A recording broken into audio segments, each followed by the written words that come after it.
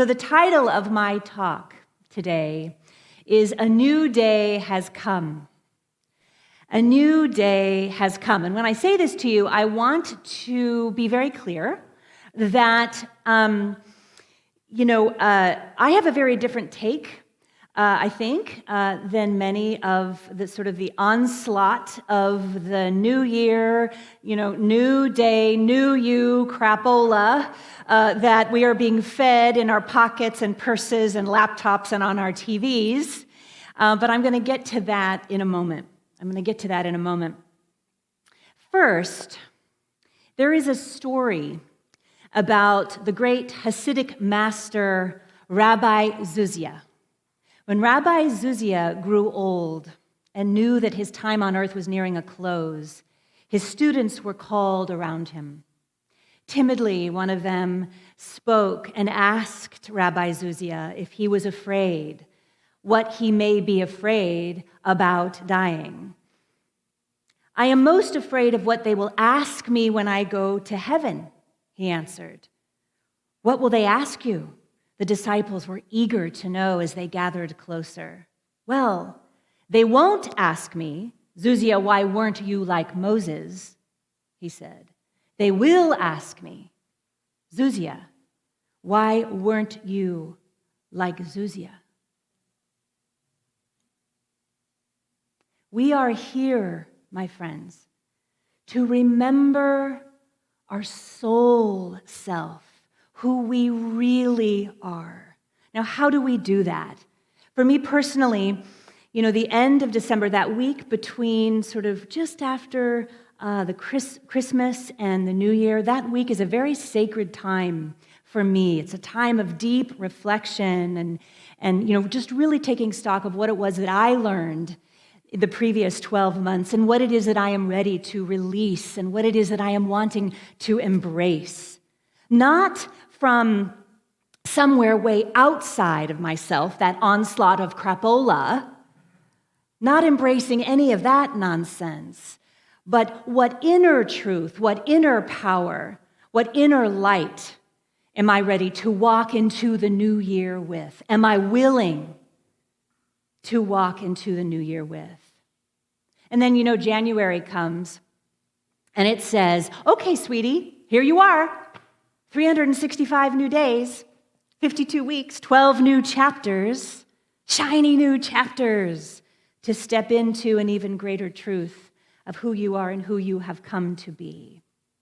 And that is what I want to support each of you in today. Now, contrary to what the social media influencers and YouTubers and marketing companies would have you believe, especially around this time of year, our journey here on earth is not about reaching outside of ourselves. It has absolutely nothing to do with that. It's not about getting more or reaching outside of ourselves to be different or to become something that we're not. Like in the story, Rabbi Zuzia so beautifully taught on his deathbed, or as I like to say, his birthing bed. We have come here to become more of who we intrinsically already are, but just have forgotten. Are you with me? Yes, that's it. That's it. We are here to remember our divinity. And this is the key. As we remember our divinity, we are able then to remember the divinity of others around us, no matter how messy things get, no matter how divisive things get, no matter how challenging things get. And what this does, as we remember our divinity, and we can remember those around us, we can remember their divinity. This is what brings light and unconditional love, not only to ourselves and to our families and to our communities, but to the planet. Every single one of us has come here, has incarnated at this time to express and reveal and be and embrace and embody our truest nature. So what is your true nature? What does that even mean? What is that? Well, I can tell you there's a millennia worth of stories and sacred texts that really speak to this. But actually, it is very simple. It's really Very, very simple. As humans complicate things, don't we? It's very simple. We are living our true nature when we choose love. That's it. The cat's out of the bag. Seriously, that's all it is. It's when we choose love, period. It's not rocket science. When we choose to do the right thing, when we choose to bite our tongue, or when we choose to speak truth with love, or when we choose to take a stand, or when we choose to take a walk and take a breath before we respond, right? When we choose love, or choose to see the love in anything, or choose to see the love that is wanting to emerge in a situation, we are in our true nature. We are in our life purpose. Our true nature is the nature of the divine spirit, and so we as human beings are here to embrace and live from spirit, the inner light within us, and bring this inner love or grace to the world. And there are moments, all of us have had them when we sort of surprise ourselves. You know those moments when you feel as though this loving grace itself has somehow in like an alien-esque fashion, sort of entered your body. And we really, really do the right thing. Have you ever done the right thing and kind of surprised yourself? I know I have. I'm like, what just happened? Whoa, that could have gone really differently, right? We've all had those moments when we're free from the sharp edges and the judgments towards others. In those moments, if you can kind of tap into that in this moment, it's like time slows down a little bit. Do you know what I'm talking about? You become very present in sort of that nanosecond when you are expressing or choosing or seeing or recognizing on the deepest level love. But it's important to note that in these moments that we've all had, our grace hasn't like entered our body. We haven't been taken over by a grace zombie. We have allowed, rather, our God stuff, our source energy, our true nature to be let out and seen and felt by ourselves and all those around us. We've all experienced those moments when our heart softens and we speak that gentle yet powerful language of peace or unconditional love. Because we feel it in our bodies as a kind of surrender. Our bodies know before our brain does. Science tells us this. We know this. There's like a softening, an internal softening. It's the same kind of softening that happens when we see or hold for the first time a newborn baby, or maybe a fur baby, a puppy or a kitten, or when we witness great art or artistry, or when we're out in nature and we come upon, a beautiful river or a redwood tree. We witness this in moments of human kindness, in those moments of extraordinary forgiveness or acceptance, when we witness great generosity in any form, or when we witness the gentle yet exquisitely courageous moment of vulnerability from anyone.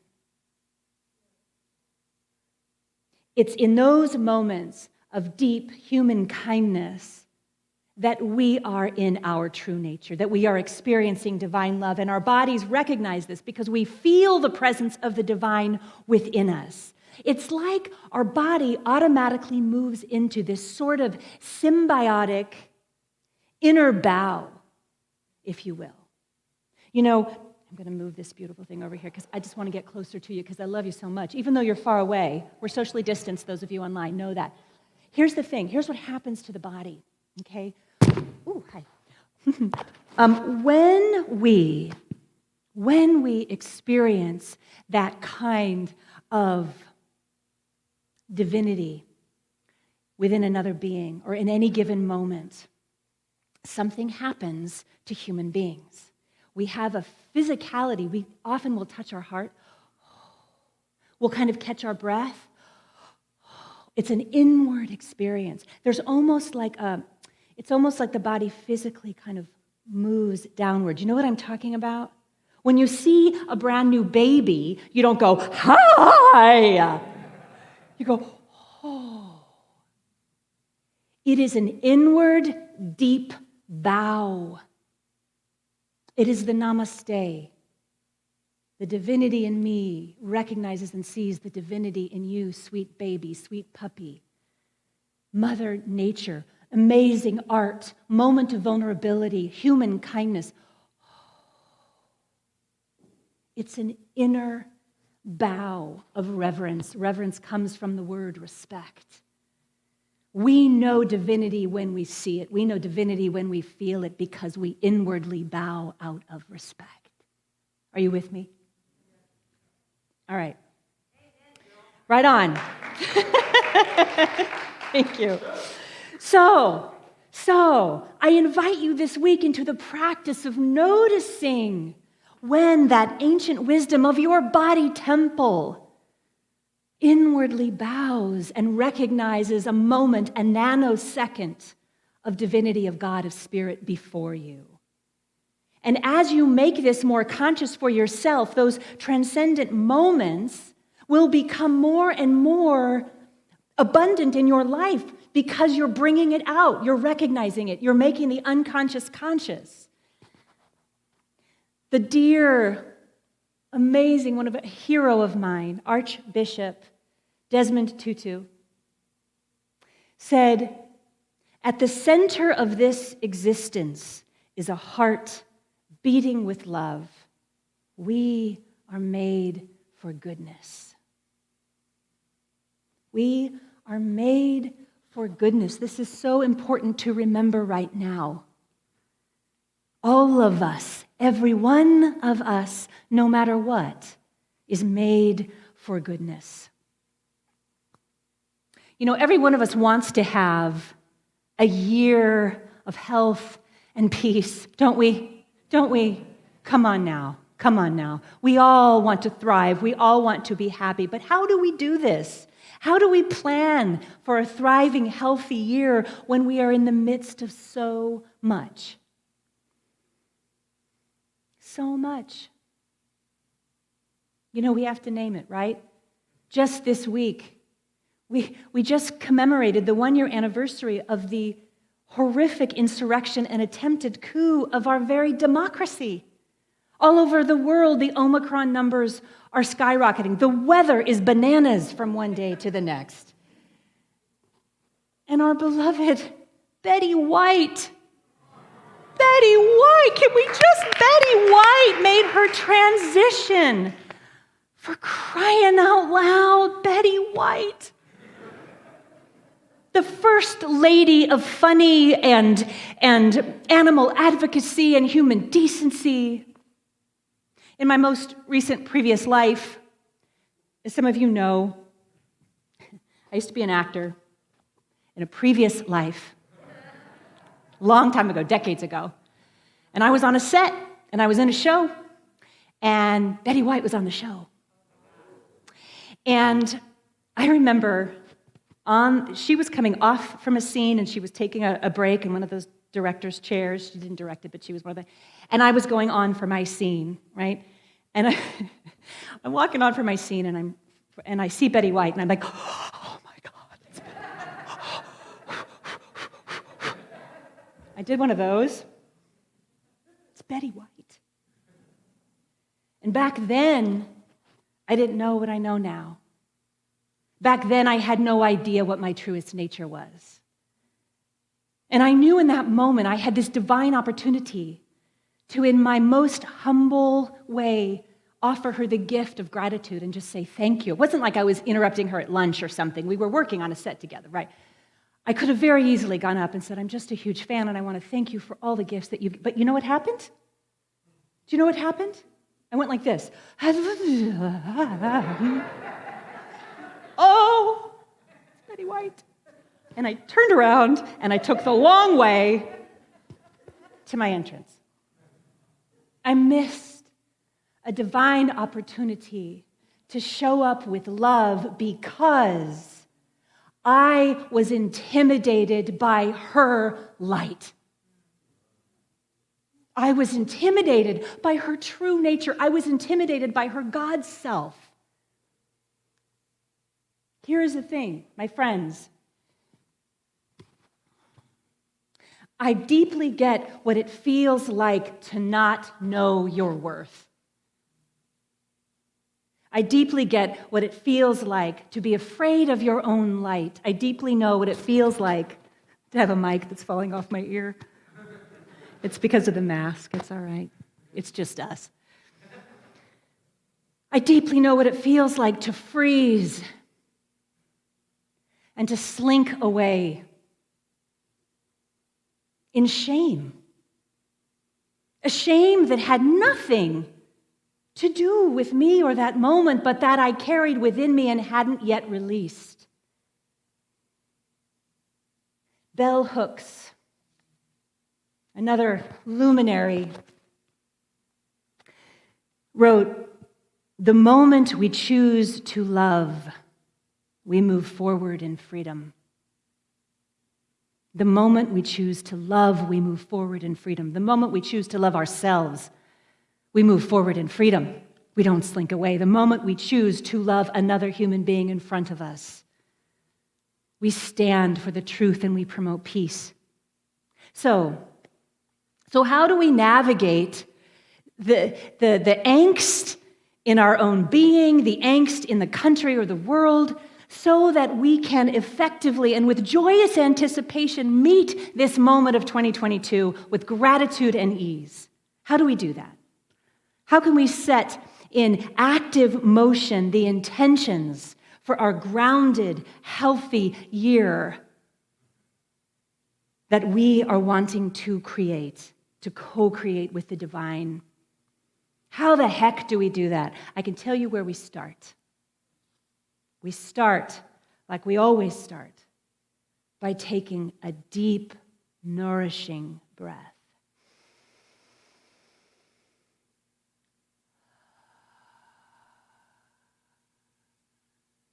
And then, beloveds, we practice.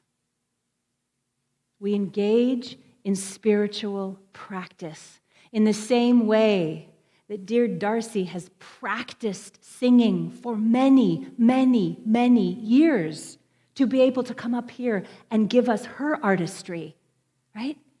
It takes practice. To master anything takes practice. We are going to be engaging in spiritual practice in our service every Sunday to support this. You know, and I just gave you a moment ago to notice when your body inwardly bows. That is a practice. Practice noticing when you inwardly bow to anything. That is the cue that you are seeing, recognizing, witnessing God right in front of you, Spirit right in front of you, love right in front of you. Mindful breath work, in addition to noticing, is huge. It's huge for creating stability and groundedness and a feeling of alignment.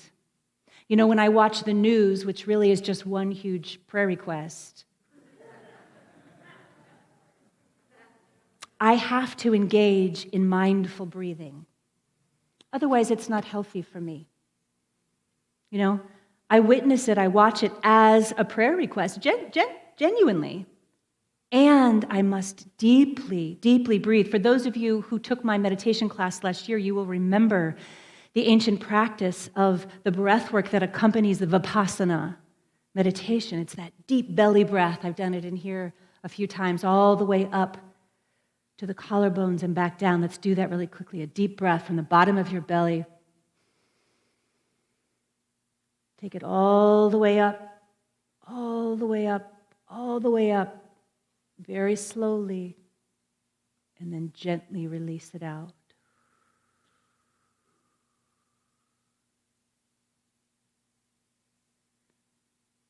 After a breath like that, you could certainly thank Betty White. Do you get me? It's practical. It's practical. The ancient practice of this breath work is something that we can mindfully do, and science teaches us and has proven that it calms the nervous system. It helps tremendously for us not to get caught up in drama. And through these spiritual practices, we begin to train the neural pathways of our brains to receive the message of love that lives within us, in our heart, on a daily, regular basis. This spiritual journey called life that we are all on is the process in many ways of letting go. It's like we let the breath go. You can't take that same breath again. Do you hear me? Every breath you take is new, and every exhale is new. And our life is like that. We are in a constant process of letting go of the old breath, of the old fear-based messages, interpretations, old ways of being that no longer serve us, so that we can create the room, the spaciousness, to become more of our soul self. You know, one of the things that I decided to do in order to support this process, I'm going to be offering just a quick 3-week workshop. It's 3 Monday nights. It starts tomorrow night to help support you in this. And it is specifically designed to help put into motion through spiritual practices that which you want for yourself. You know? Again, I was so inspired by your beautiful leading of the visioning process, Sarah. Thank you again so much for that. And my workshop is building on that. If you haven't yet seen it, I invite you to revisit that. It's building on that, and it's really bringing in even more universal spiritual practices to support you in this year of 2020.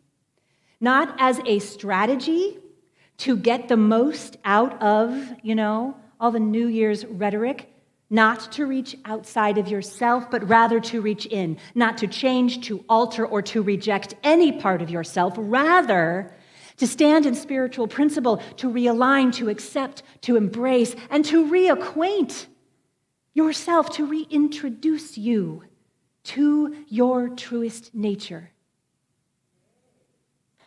Yeah. The great mystic Joel Goldsmith wrote in his book, Practicing the Presence, which is required reading for every practitioner student. He wrote, "Earth becomes heaven to the degree in which we let God fulfill itself as our individual expression." Earth becomes heaven to the degree in which we let God fulfill itself as our individual expression. And that is what we are here for, my friends, to express our divinity. So this week, I invite you to just notice. Notice where you might be seeking outside of yourself, and just gently bring yourself back. Bring yourself back during this time of New Year, this New Year month, this rich time of January. Bring yourself within so that you can remember your own Zuzia, your soul nature. I invite you to pay attention to the inner bows all around you that occur. And you notice it in someone else when you provide that for someone else. So notice it within yourself and others. And instead of perhaps slinking away from the moment, I invite you to take a deep, nourishing Vipassana breath to help you meet whatever that moment is for you with love, with great love.